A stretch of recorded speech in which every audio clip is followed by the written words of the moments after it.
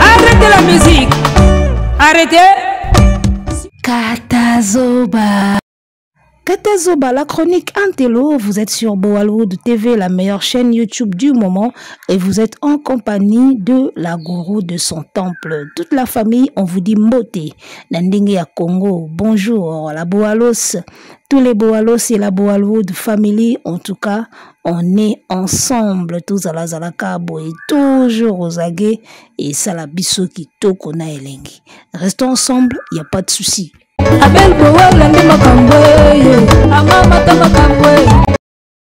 Bercy Accor Arena 2025, concert Solidarité Congo avec les artistes de marque, les artistes connus, les artistes venus de partout pour soutenir le Congo dans cette solidarité. C'était la fête hier, c'était la fête de la musique, c'était un moment d'émotion, un moment de... comment dirais-je, il y avait toutes les émotions hier, hein? Côté Sengo, côté Mawa, côté interpellation, côté, Makambe, belé, Zalaki hier. Alors, ça s'est passé exactement comme on le dit hier, 22 avril 2025, le grand concert Solidarité Congo, où il y avait la participation des artistes comme Maître Gims, Prince Dadj, Youssoufa, Fali Ipupa, il y avait Sidiki Diabaté, il y avait beaucoup d'artistes, Bailo Kantoré Diamissi, Céline Banza, Gez Mawete, il y avait Gazo, il y avait Elvis. Voilà, en tout cas, il y avait beaucoup d'enfants du pays qui étaient présents à cette cérémonie. Il y avait Didi Stone, Nike, et notre mannequin de tout le temps, et Nebisayo, lobby ezala qui vraiment balobaka fête quoi. Et bao bazaki lobité, excusez-moi de vous le rappeler, borataki. Et lobby penaso zalaki wanate orataki. Donc batutu nani Ferré, Kofi, Inosbi, nani susu azalaki te. C'est Léo, Bill Clinton, batie bien affiche mais 12 ans bozu kuna. To comprendre te po nini bo mataki te na zeli na mona. C'est Léo na mona Bill ndenge ba koningisa mais 12 ekoti ti na katikati. Na ebisa yo makambo ndenge to kolobela ngo sima melelo to commenter na no concert ou elekaki. Donc ozalaki te orataki. Et en tout cas, te défendre, ce qu'il y a à défendre, on défend. Bato bazala kite te défendre bango, te dénoncer injustice ou bato belé ba monaki na casting ou salamaki wana, te dénoncer. Mais en dehors ya ko dénoncer, une vérité est que ozala kite lobby, en tout cas yeba ki orataki. Parce que c'était vraiment un événement de waouh. Félicitations pour l'initiative. Charles Tabou, Elvis Adidiema, bato bazwaki idée. Tanka bayoki kuna na este ningani, tout, babite, faut créer le mot ya solidarité. En tout cas, félicitations pour l'initiative, bravo, il fallait vraiment qu'il y ait le mot ya bongo et salama.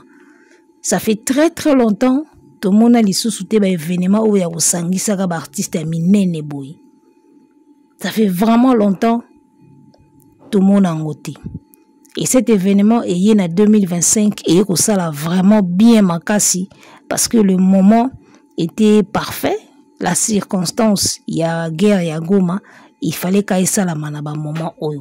Et moi, pour moi, je peux déjà prédire que ça pourrait gagner le trophée à meilleur événement de l'année, déjà. Vous comprenez? Et après, nous sommes en avril, tito comme décembre, novembre, peut-être événement moussou y a bien. Et kokiko bima, et kokiko salama, mais déjà naebi que même les organisateurs yaba makamba ba trophée, bato ba pesaka, bato ba nominaka.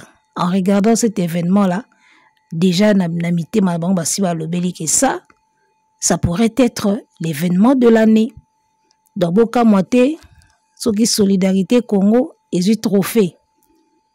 Na comme événement de l'année, et les flammes, boka moite. La fin à 2025, ce qui va trophée au Bapesa Rasuni, moi na mboka, et solidarité et trophée mwana mboka concert ya solidarité soki ezui trophée Afrima boka moite concert à solidarité soki ezui trophée à Trace award comme meilleur événement de l'année boka mwana bino te parce que o esalamaki lobby non ça dit que to viva ba moment ya boikala o ba artiste bazo défiler et puis chaque fanatique azo zela mutu na ye bozo zela nani ya bima ba événement ya boye to koma ko mona ngoka na ba remise ya ba trophée ba soirée ya ba trophée le wa ba classaka ba artiste ba beta to koma ko tala ngoka kuna mais o eza na level mosusu o eza na level ya ba soirée ya ba trophée te o peneze événement talaka place Gim Sali la dadju en même temps o peneze aki événement isa pene événement donc to viva ba moment boy kala o ba artiste pene bazo défiler bozi la babima nazo ba la dernière fois ezalaki on ezaki kutu festival ezalaki festival mo ça mai na France boy o ba artiste pe belé bazalaki fali pe azalaki na caribéen ou Claudicia azalaki animateur boy il y avait Taïk et tout il y avait le couple malien ou sénégalais wana Myriam et Amadou et Mariam pe à son âme mobile ne otaye ko kufa atikalika yemoko Myriam dernière fois tout le monde a événement ya moi genre Isaki wana mais là vraiment c'était full c'était top na biso mindele belé na kati ya salle mindele pena ba répondaki présent parce que là c'était maintenant les stars ya France ba ozalawana et il fallait que basala mélange wana basalaki parce que mindele ba kotie. Alors on a comprendre que la RFI qui a fait une publication par rapport à contenu à place tu que Bercy est à 20 000 places d'accord et bah ça qui biso Bercy ça li sold out et la RFI qui annonce 11 000 places j'ai pas compris. RFI à lobby ils étaient quelques 11 000 spectateurs et une trentaine d'artistes réunis à l'Accord Arena mardi 22 avril pour le concert Solidarité Congo. Alors, biso tout ebi que Bercy, nde balobaka na kala ezaka so 15 000 le koma 20 000. Sur le salle à 20 000 places, bobeti sold out, RFI a commis biso quelques 11 000. Donc même pas ING Arena, même pas 15 000. What the fuck, qu'est-ce qui se passe les gars? Qu'est-ce qui se passe? RFI babosani, to ba organisateur nde babosani. Ozomona makambango yango. Makambango yango yo kaka. Toutaki kosala émission moko awa. Tango Kofi azobeta Bercy à l'époque. Balobi que Kofi va remplir 20 000 sièges. Batu mususu ba ina ba commentaire ba boyi oh non 20 000 sièges te na époque wana Bercy zaki na 15 000 mais mundele alobi 20 000. Sur toye awa Bercy komi na 20 000 places RFI komi quelques 11 000. Bozomona makambango. Siko nga o nandima ke Kofi abeta Bercy à 20 000 places pour na yokaki mundele alobi yango na interview mundele asalaki. Asali reportage alobi ke il va remplir les 20 000 sièges dans quelques heures. D'accord, il va faire les 20 000 sièges. Époque wana oba tobaloba ke Bercy zai na 15 000. Mundele aloba 20 000 sièges pour na Kofi. Lelo 20 000 sièges. RFI kokoma ils étaient quelques 11 000. Alors que ba annoncé biso sold out. Bozo mona mambango ndenge ezalaka. Siko vérité to koyeba bango e pa nani. RFI. D'accord, une page fiable. Radio-Télévision Internationale. Radio France Inter. Donc, chaîne où est fiable pour les infos. On dit que ba rebelle ba komi na maya njili. Ba komi na maya ntsanga. Ba lingi ba kota Congo. Soki ba yebisa biso 11 000 spectateurs. Dans une salle de 20 000. Où est ça les sold out. Donc, là, tu comprendre. Entre RFI et organisateur, il faut mutumo kwa yebisa biso to luka vérité. Nani a kosi, nani a lobby vérité. RFI a kosi, RFI a se trompé, a sali ba recherche avant loba. Avant de publier Hein? Est-ce que RFI bakoye bateke Bercy ezalaka 20 000 places makambango ga yango? Lorsque nous disons certaines choses na ba émission na biso bozo ya mbango na ba correction lokwa ba encre correcteur. Bozo ya mbango na commentaire na ba correcteur salaka na ba investigation avant loba. Quand RFI vous annonce ils étaient à peu près 11 000 dans une salle de 20 000 où ça les sold out. Et ça l'investigation te. Hein? Biso to na biso ba journaliste te. Moi je peux me permettre ya osala ba faute na ba erreur naza parfaite te. Et puis so tali bien na ba chaîne na biso tout na Congo awa makambo toloba na ba chaîne awa so rebelu oluka vérité makambo eza vrai tamzu 85% ya makambo toloba ezala na nka babe lobby ba chaîne ngo etala mana nka bon ozomona ba chaîne na biso ya Congo awa makambo mingi toloba awa so rebelu ka vérité na kati. Dans 85% ya makambo toloba ezaka vérifié te ezaka ka ba rago ezaka ba point de vue ezaka sans ba recherche makambo ebele lobama awa soko nazo ebate pourquoi bino bolinga biso a tous à la parfaite nazo comprendre loko wana te soko lobika likambo na émission awa baso bosana ke biso yaka kopesa ba point de vue ngana yaka a kopesa point de vue na ngana sisi na ki olingi oyokinga olingi to tamboli. Soko lobi likambo ba encre correcteur ba ina ba commentaire. Il faut d'abord vérifier. Il faut d'abord RFI on a commis 11 000 places, 11 000 spectateurs dans une salle de 20 000 où ça les sold out. Nanya lobi vérité, nanya kosi. Ozomona. Ba oubli ezalaka. Ba erreur ezalaka. Nazo ebate pourquoi biso to kozala parfaite. To uti likolo to kwei to vandaka na lola to ndeni. Nous comprendre que certaines personnes ont tous à la parfaite. Donc, nous sommes à la parfait. Nous comprendre que mani wana tezo utawapi. Ba encre correcteur ou ba yaka na commentaire wana. Ou ba olinga biso tous à la parfaite. Donc, tout le baka nyoso ça vrai, ça calculé, ça vérifié. Non. Oh, même dans information pe ba info vrai pété zalaka. Ba chaîne pena minene apesi pe info moko boye e musu peza pe bongo pété. Moi tolérance ezalaka ko ngana beta tolo teke na mo santu awa ki nyoso na oloba fo ezalaka correct eza ba point de vue nanga ma façon de voir c'est tout ce que je dis ici ezalaka ma façon de voir. Je pense que tout le monde doit sa la chaîne nae apesa ka opinion nae point de vue nae. Donc cette manie là ya kozala trop exigeant envers nous que biso il faut toloba ka makambo eza vérifiable makambo eza correct non. Bongote. Moi je dis ce que je dis. Je dis ce que j'ai envie de dire. Olingi oyokinga, olingite oyebeli. Voilà, donc on poursuit toujours avec la RFI. RFI a commis l'initiative doit permettre de lever des fonds en soutien aux enfants victimes du conflit dans l'est de la République démocratique du Congo. Certains des plus gros vendeurs du rap français et de nombreux artistes congolais et internationaux tels que Fally Ipupa. Voilà, et tout le reste. Tebi Bato Bazaki na podium, on les connaît déjà. C'est pas important to bandela ko cité bango awa. Donc voilà, l'initiative du concert c'était pour lever des fonds. Ça dit bazo mbongo moko boye. Basa la descente na est pour na ko aider bato bazangi bandaku, bazangi toa, bakim bandaku na bango batika ki ba valise bilamba, batiki banzungu, batiki nyoso. Akimaika nani papa musu akimaika makolongulu il faut balata kopie bango mo batwa mo bakisi musu azobela banda ba rebelle bakota kuna baswe malonge ezate obeli kaka boye paracetamol linu pasi paracetamol appendicite paracetamol o likolo ezo gumbami paracetamol soki basombeli bango bakisi basombeli bango bilamba ya malili balukeli bango mo batante wana banini yosala bango bien. Donc l'objectif ya concert ezalaki po ba lever ba fond. Alors na ndenge to monaki salle wana etondaki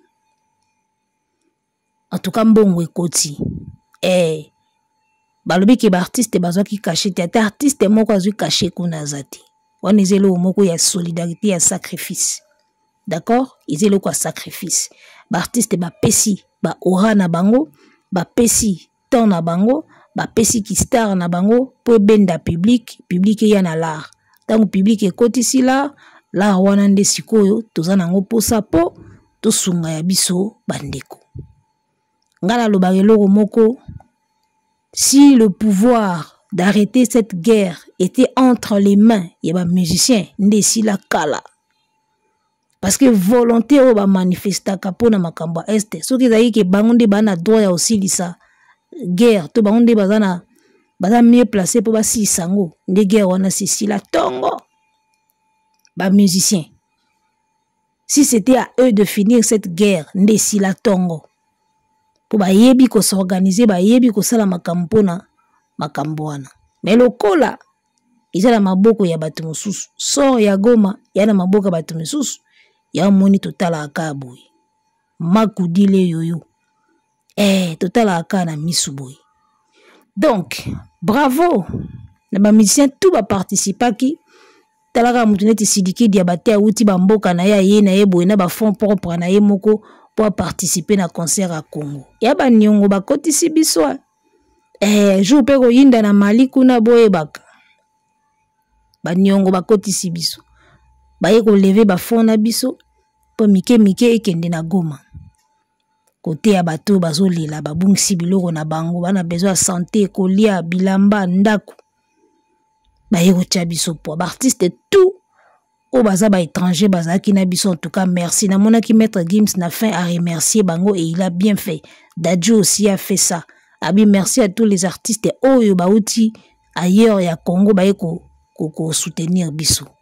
C'était important de les faire les gars. C'était important qu'on remercie. Et à cause na bango te ti bosala ba buzo banabino awa eza makam na bango te.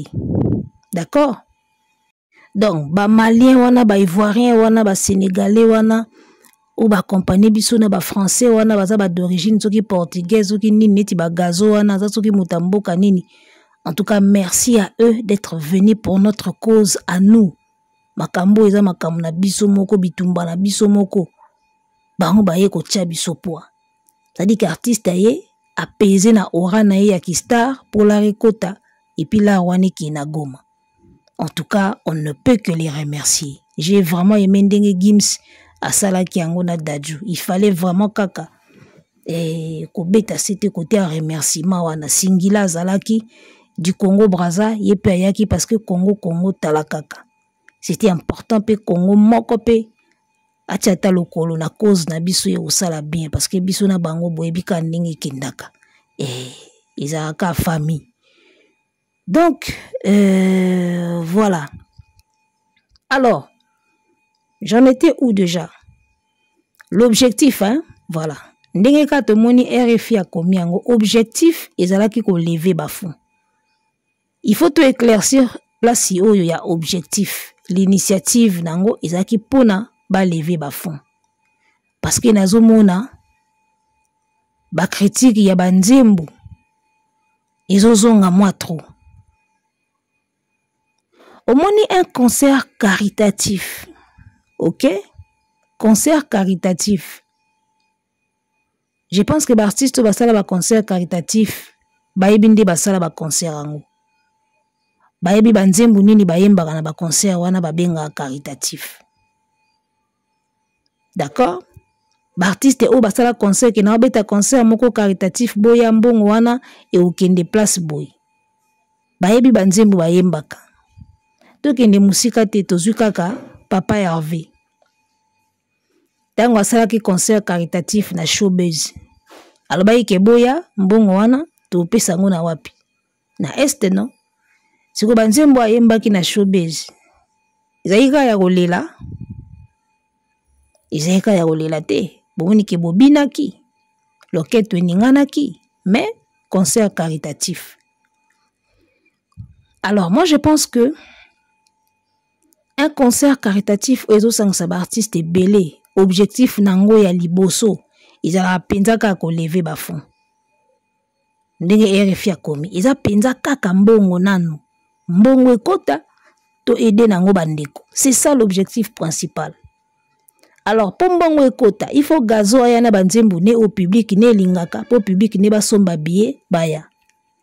Pombongo ekota, il faut Gims ayana ba sapé comme jamais na ye, po bato balingaka sapé comme jamais ba futa billet ba ya okota mbongo. Pombongo ekota, il faut ya Elvis ayana ba chocolat na ye, po ba public na ye balingaka ngo ba ya kofuta mbongo po batala ngo biso tozwala. Et ainsi de suite. Pombongo ekota, il faut falia ya koyemba mede au public na ye balingaka ngo po bafuta mbongo bakota ba ya koyoka mede. Entre temps ya yoki mede biso to bendila autokitika na Goma. C'est ça l'objectif. O bazo yembela basi. Eza makamba caritatif mais bazo yembela basi. Botu na chaque artiste o asala concert caritatif. Bayembaka banzembo o bayembaka na album na bango. Bakoyoko baksa moi quelques chansons ya humanitaire ezanga na ngote. Mais bayembaka na bango kaka banzembo na bango. Combien de fois faire la kiba na Goma mbongo awa? Au concert wana tokende tika na Goma na ba concert yango yembaka banzembo na ye. Ezala problème te. Alors nazomona te pona nini boko critiquer banzembo abato. Un artiste comme Gazo ayena makambo na bino ya solidarité. Ayemba neti nini? Ayemba yele o bandeko na biso ya este o tobosani bino te o ayemba ngo. Ah yaya ayemba ngo posa na concert ya este. Ça dit que basali concert normal. Na concert normal po bazwala wana iki na est. Mais na kati ya concert normal wana n'empêche que banzembo pe ya mawa, banzembo ya guerre eyemba mi pe pa ba oyo bazalaki nango. Neti Moïse Mbi, il ne pouvait proposer que ça. Ozomona. Nani susu. Na ba mama moko balekaki wana ba sœur moko balekaki wana basala neti moi témoignage boye pour na koloba ke toi na besoin ya kimia, toi na besoin ya boye. C'était déjà un message les gars. On ne peut pas faire tout un concert ya lelaka ya kolakisaka ba vidéo ya somo ya mawa. Mindele wana bayaki wana il n'était pas venu pour voir ça. Nous on avait besoin de leur poche, eux ils avaient besoin de s'amuser et aussi de nous soutenir na katia kolela na biso. Ça a déjà été fait. En tout cas, ça a déjà été fait. Ce n'est pas important concert mobimato lela kaka. Oh ya yembi kuna na este bazali ko bomae oh kuna ye to lembi bitumba oh kuna ye stop à la guerre oh kuna ye Miami se tangi concert mobimba soto ke nango pe bongo na bino mo boyenga sibolo baki concert mobimba kolela na kolela boy. Et concert ya kolela te. Le message était passé. Le message était clair. Bato ya RTNC bazaki ko animer bazo lekisa déjà message. Moi je pense que les deux sœurs wana baki na podium balobi li solo na bango témoignage na bango ya makambo leka kuna. C'était déjà ça un message. Et moko leli boye didisto na ye azuye tout ça. C'était déjà un message les gars. Nzemba Moïse Mbiye et Dadju a pris ça qui peut message. Gez Mawete aussi, bravo à lui. Abaki tout doser dans la musique. À l'obi, voilà, on est là pour ça, ça, un moment, il faut que ça s'arrête. Le message était passé, les gars. Tout le monde ne peut pas dire la même chose, sinon il y a comme un monotonie. Tout le monde ne peut pas venir avec le même thème, Yanzembo, et comme un monotonie. Voilà, à chacun avec sa diversité. Moutamtouna message naye. Yandenge naye, je crois, Gimsipe, à l'obaki yango, basimbi drapeau RDC, message les kaki. Qu'il faut que ça s'arrête. Didi Stone aussi avait un message sur ça. Didi, Gez, Bana wana ya Goma, Bana basi wana ya Goma. Les gars, au cours d'une soirée, et kokite, lela kaka na soirée mobimba. C'est pas important aussi, binomo bomona que c'est pas important. D'accord? Et autre chose, aujourd'hui ce qui se passe à l'Est, tout le monde le sait. Na mindelo bayaki na concert wana bayebi ke ezaka na mboka moko na Congo na coin moko boyinda kakuna eza kususu ya bomba te donc so balobi concert solidarité Congo na mundele wazo ya ayebi le pourquoi donc ça ne sert à rien to yembaka ngo na podium tout le temps et ya comme sa soirée naze ça ne sert à rien bayebi déjà elo weleka akuna yango po moni peut-être bayebele bapesa bambongo na bango po mbongo ekende kuna bayebi na bango. eza te ke boza devant un public o bayebi te il faut boyebi sa banke botala makambo kuna eleka boye bayebi le message a été lancé. Bokabola événement te, l'événement c'est un ensemble. Donc obandana DJ o bandaki ko animer na début ti na Gims ndenga clôturaki nyonso salami na katikati wana c'est un ensemble.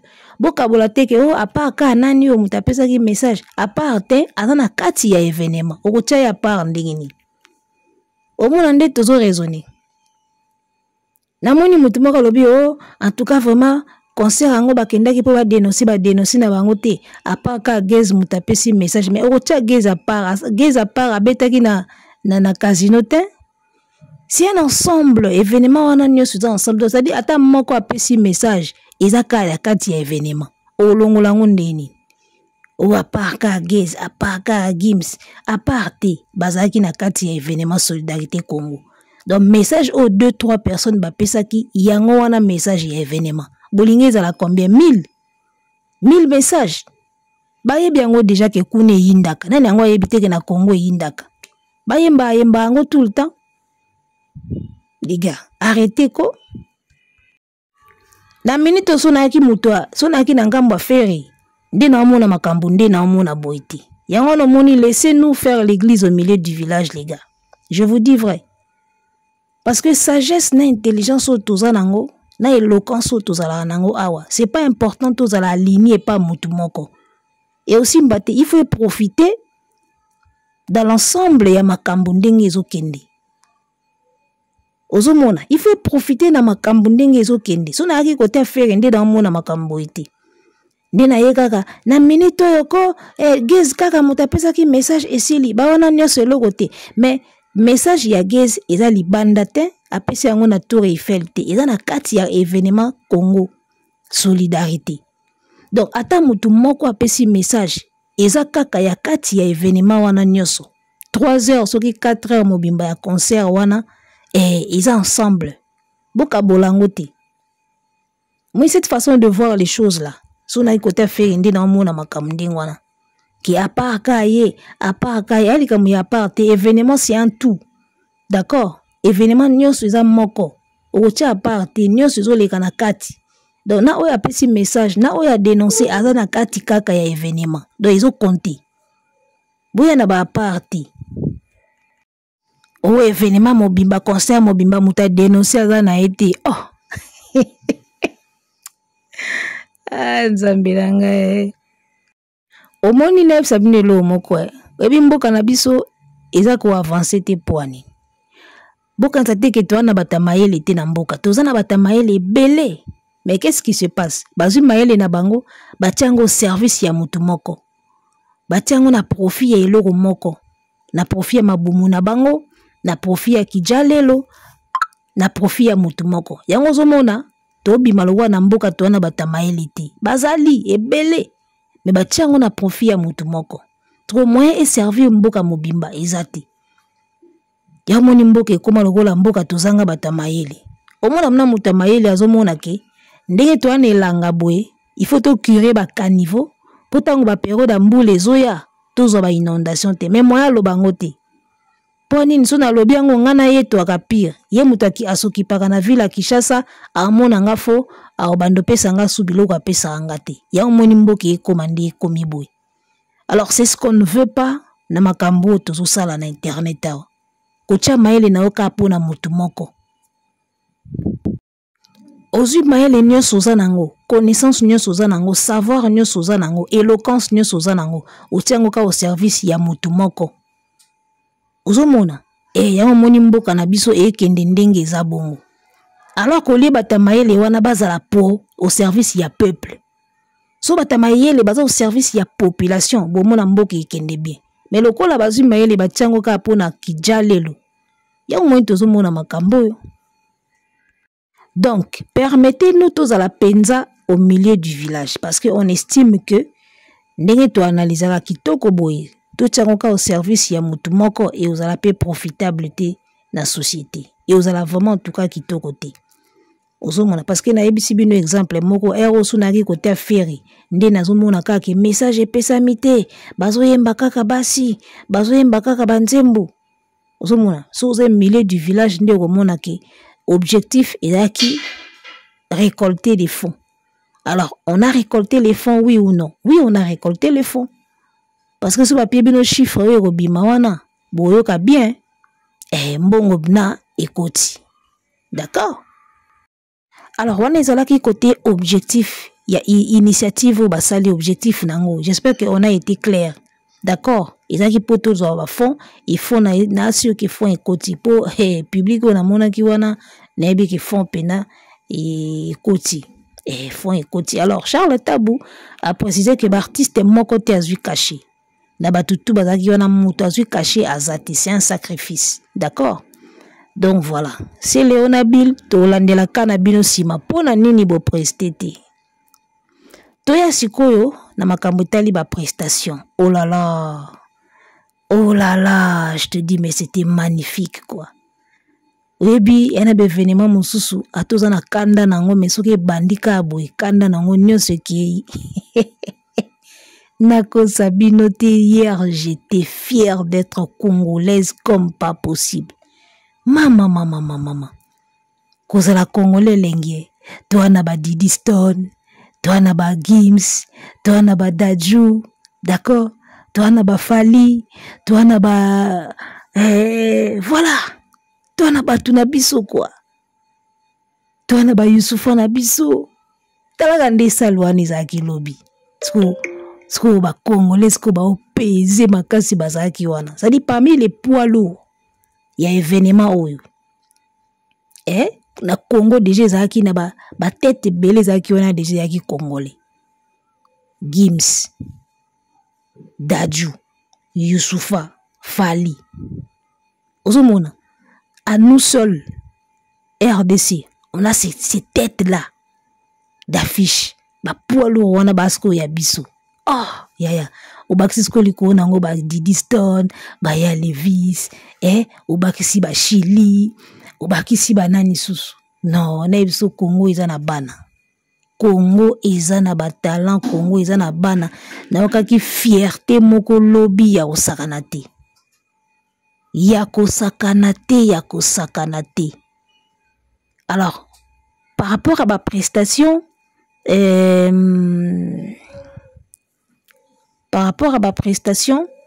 en tout cas, Gims Babomba qui est Nasuka, comme on dit, on garde le meilleur pour la fin.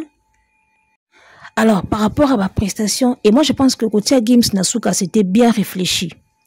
Je ne sais pas qui a fait le planning, il y a passage, il y a artiste, mais je trouve que c'était correct. Pas parfait, mais c'était correct. C'est-à-dire, il y a un enchaîné qui bat tout. Un artiste après un autre, une personne après une autre. Je crois que c'était vraiment bien fait. C'était bien fait. Au senti maintenant que concert les autres qui en chrétien de balbabon chrétien de ça dit bandit c'est ils ont mata et puis vers la fin c'est le boom. En tout cas c'était vraiment bien vu. Alors concert et betamina poto bana poto ba ebimbo kana bango. Moi ce que j'ai remarqué c'est que l'artiste est tout. Oh et à France. En tout cas ba yembisi public. Ba yembisi public na ya basi na ya mibali. Oh asala la musique na France. Ao yemba che micro public ya yemba. Azo yemba public ezo yemba.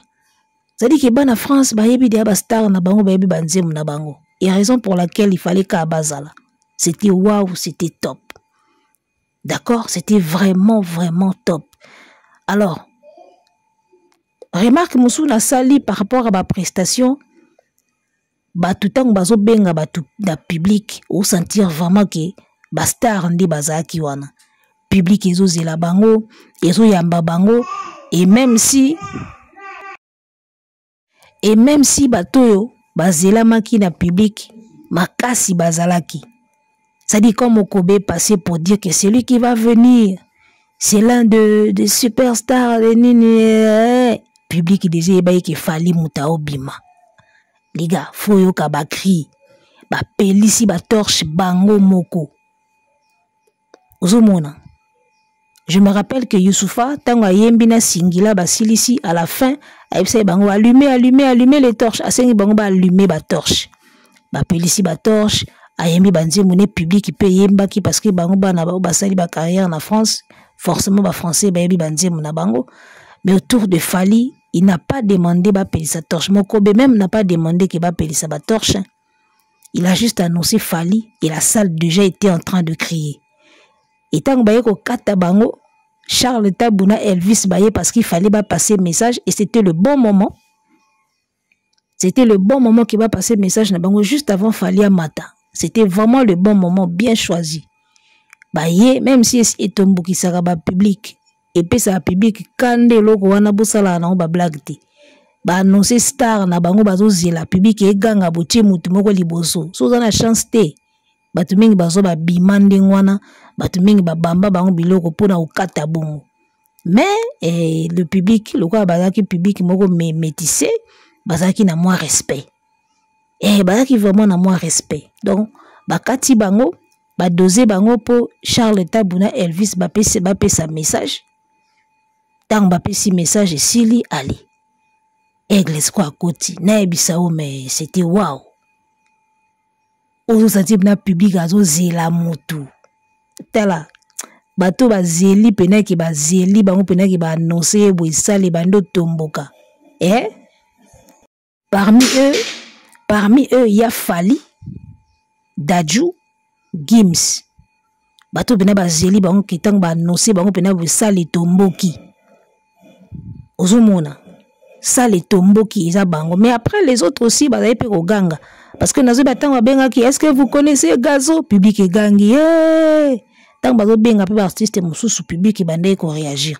En tout cas c'était bien ba star o bazaki wana c'était des stars bato à public et mon ane ba bata public ngazaki surpris comme on a même Didi B à Côte d'Ivoire public et yembi banzembu na ye nabi mais bano bazo avancer Didi B a lui mis lobby en Côte d'Ivoire a gangi si public fort.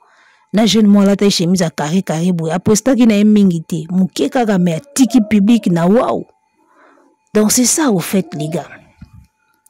Roselyne Layo a bundi mais c'était pas top. On est là bateau ba chapeau na visibilité ça là est bien et baxer les CV. Parce que journée à lobby ça qui peut vimbi sa CV. Qu'est-ce que tu as déjà fait dans ta carrière? Oh, j'ai fait le concert Solidarité avec Gims, Dadju, Fally et tout. Moi CV vimbi. On est là qui système à baxa CV.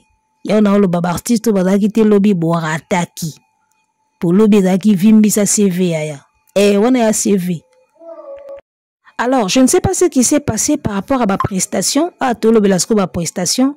La prestation de Fally, on dirait Fally azaki fatigué. Je ne sais pas qu'est-ce qui s'est passé. Public et zela qui est na chaleur. Et zeli et penza. Et zeli mais elle a côté. On dirait azaki fatigué.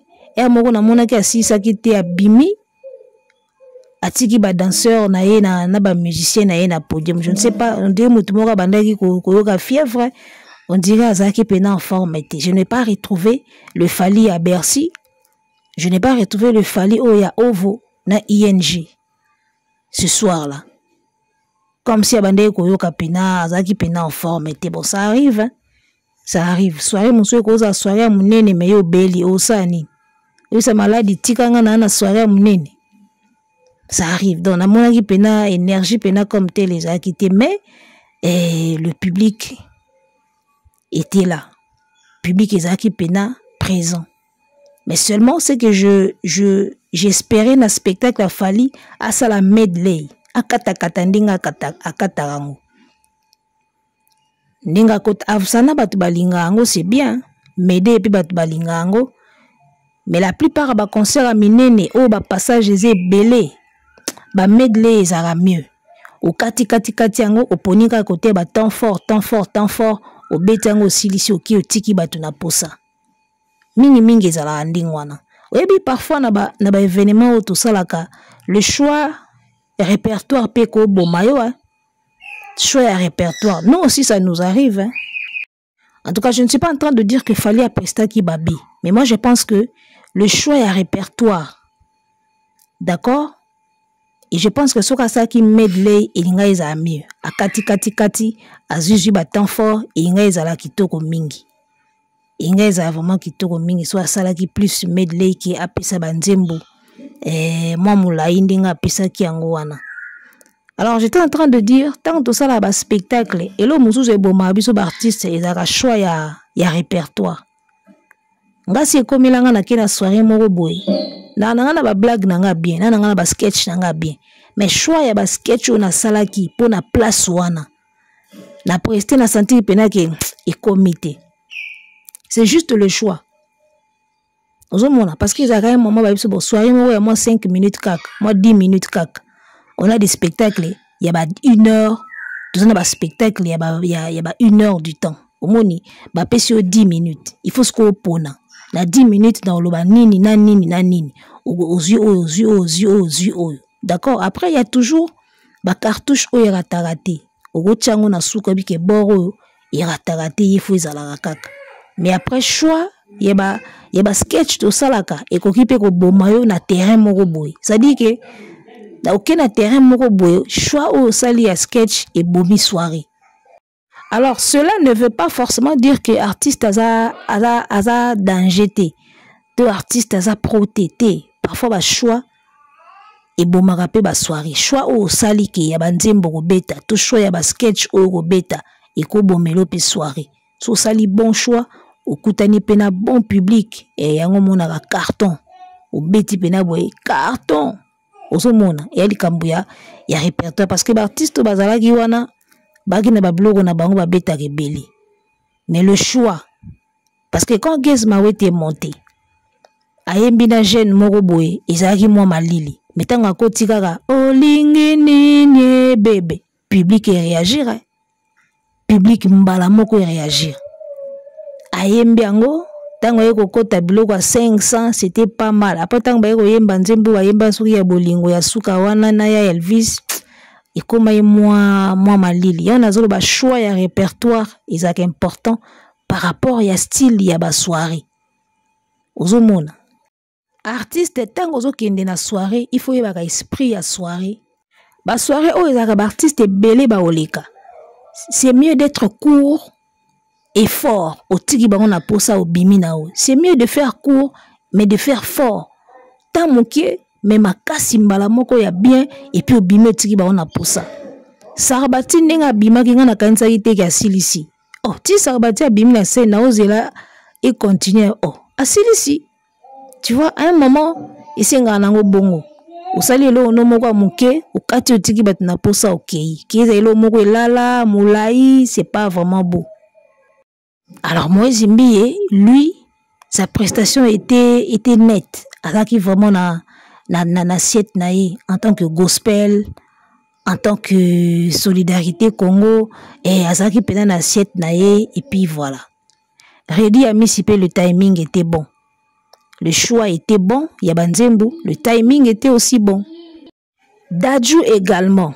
Dadju le timing, na message, na show bachaki na sarabati. C'était vraiment bon comme timing. Il a fait un bon show et ma chanson. Ah, vraiment, c'était le feu. Dadju Sarabati, c'était le feu. Et après lui, Gims Accord, il vient enflammer et c'était top. Donc voilà, c'était une très belle soirée, bien réussie. Et puis si les Congolais nous sont fiers d'être Congolais encore. Comme on a star na biso ya mbinga, bongo ya bien. Et ça là, il vraiment kitoko. Alors, Gaulois au Baolo Bake Fali a sali lever des rideaux à Gims. Ce que Baolo Bake Youssoufa a sali lever des rideaux à Fali. Youssoufa était passé en premier. Donc, c'est des bêtises. Tebi ke lobi Gaulois bazo kengi de la ka na fenêtre wana ba zilaka ba imaginer bi souffrir azake wande bien. Souffrir ayake wande bien. Donc, à un moment ce bozangi lo Baolo botalika na misu botiki na bino. Lever des rideaux à Gims, ça n'a rien à voir parce que bateau tout baleka qui avant Fali wana he ba pe bastar ya moindre te bolo ba ki basali lever des rideaux à Fali mon ki zana on sens te bolo ba ka makambu te ke po il faut bo défendre ferré bolo ba makambu pe wizana nzela parfois so dans eloko oloba te ovandi na okaka bosali ka promotion ING boteka ba billet c'est mieux makambango yango yo bozo ratisa ka ferré ba événement bolinko finga mututu bolinko critiquer nyoso ko boya nyoso prochainement ba kozoye lisuté bino mutu boya kolela awa bifinga finga en désordre il pouvait être là. Mais bifinga finga na bino en désordre. Na bi compara. Pour lobby soki fait azaki na concert à lobby. Ne lelo bozo salaka ba polémique moko abeti na koyemba. Ayembi koleka ye, alie na voix. Eloko boyenge bo bandu sala lelo ezaika yango wana. Donc ya moni ba événement tout fali aza faire ozalaka na ekati. Po soki ka faire azaki wana poster ne lelo bolo chaka faire bochi kote fali aleki na voix. Aleki na oyemba ye kuna autotune aleki bo bosana ke ba artiste basé belé bazaki belé wana bo tika la kozate o faire na Daju o faire na Gims o faire na Roseline Layo bo comparer faire na ba Youssoufa na ba Singila bo sa ngote bo se fixer ka na fali soki faire azaki wana benga bozo kaka faire kaka na fali comparaison alors que ba artiste basé belé benga bo tcha bango wana na faire Ozomona, ya moni fera ndo katana na ekaka. Po bino ba fanatique ne bolingo finga batu pamba. Et puis fali pe kolinga te apesa bino accès. Bo banda ko compara ka bi compara. Aolinga pe bino accès wana te. Donc fere ba ndo katara ekaka. Bo changer beaucoup maka respect, peut-être changer. Donc voilà, o bazaki te ba raté, bo sambela deuxième nango ezala ba benga bino. Mais sinon, c'était vraiment l'ambiance totale. C'était bien. C'était un événement réussi. Dommage pour Nabato Balbaki aussi batté. Mais ça, c'est un événement bien réussi. Voilà. Arrêtez la musique. Arrêtez quoi?